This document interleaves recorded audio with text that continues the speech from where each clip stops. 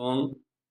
ابھی تک بہار، مدراس، اوڈیشہ کے مسلمین بنگلہ دیش کے اندر پناہ گزینوں کی طرح زندگی بسر کر رہے ہیں، یعنی کہ ان کے لیے کوئی زمین نہیں خرید سکتا، وہاں کوئی ان کو شہریت نہیں ملی وہاں کی بنگلہ دیش کی، کیونکہ وہ بنگلہ دیش کے قریب پڑتے تھے۔ وہ ہجرت کر کے بنگلہ دیش چلے گئے پاکستان بننے کے لیے۔ پاکستان بنانے والے بھی ختم ہو گئے، پاکستان بننے کے بعد دو ٹکڑے بھی ہو گیا، لیکن اس کے سائیڈ ایفیکٹ ابھی تک چل رہے ہیں کہ جو پاکستان بننے کی ڈسپیوٹڈ باؤنڈری سے لے کر متنازع علاقوں تک، یعنی کہ جو سلسلے تھے وہ اب تک چل رہے ہیں۔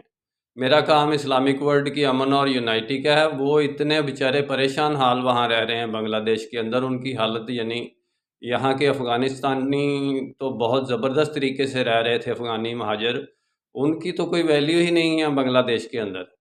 انشاءاللہ ڈیٹیل میں بات پھر ہوگی۔ نسبت وحدت خدمت خیر کے ساتھ، اللہ حافظ۔